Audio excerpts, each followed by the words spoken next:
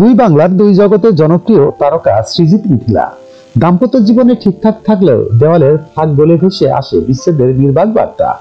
এসব খবর তারা দুজনেই মুচকি হেসে উড়িয়ে দিয়েছেন অনেকবার। তবুও প্রতি বছর নেটিজেনরা তাদের সম্পর্ককে কাঠগড়ায় দাঁড় করান।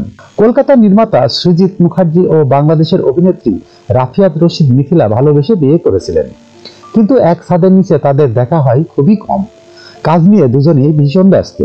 বিয়ের পর অভিনেত্রী রিফাত রশিদ মিথিলা পশ্চিমবঙ্গের বাসিন্দা হলেও পরবর্তীতে মেয়েকে নিয়ে বাংলাদেশে স্থায়ী হন। কন্যা আয়রাকে নিয়ে দেশে ফিরে স্কুলে ভর্তি করিয়েছেন অভিনেত্রী। বর্তমানে মায়ের পরিবারের সঙ্গেই থাকছেন মিথিলা কন্যা। বহুদিন ধরেই সৃজিত মিথিলার দাম্পত্য নিয়ে নানা গুঞ্জন শোনা যাচ্ছে। সম্প্রতি সময়ে তাদের বিচ্ছেদের খবরও সংবাদের শিরোনাম হয়েছে। বৈবাহিক জীবনে এই তারকা দম্পতির মাঝে দূরত্বের সৃষ্টি হয়েছে, সেটা সৃজিতের জন্মদিনে আরো বেশ স্পষ্ট হয়েছে। গত 23শে সেপ্টেম্বর নির্মাতার জন্মদিনেও তার পাশে দেখা মেলেনি মিথিলার।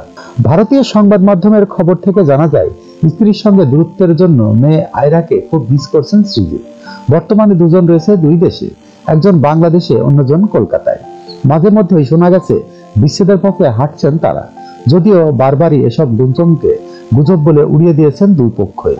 বিচ্ছেদের গুঞ্জন নিয়ে কোনো রকম মন্তব্য পাওয়া যায়নি সৃজিত বা মিথিলার পক্ষ থেকে। মিথিলা সৃজিতের পরিচয় হয় সঙ্গীত শিল্পী অর্ণবের একটি মিউজিক ভিডিওতে কাজের মাধ্যমে।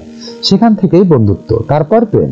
সৃজিতের সঙ্গে বিয়ের আগে জনপ্রিয় সঙ্গীত শিল্পী তাহসানের সঙ্গে মিথিলার বিয়ে হয় 2026 সালের 3 আগস্ট। তাদের বিচ্ছেদ হয় 2017 সালের জুলাইয়ে। যখনকার খবর তখনই দেখতে চোখ রাখুন সুন 24 টিভিতে। চ্যানেলটি সাবস্ক্রাইব করুন।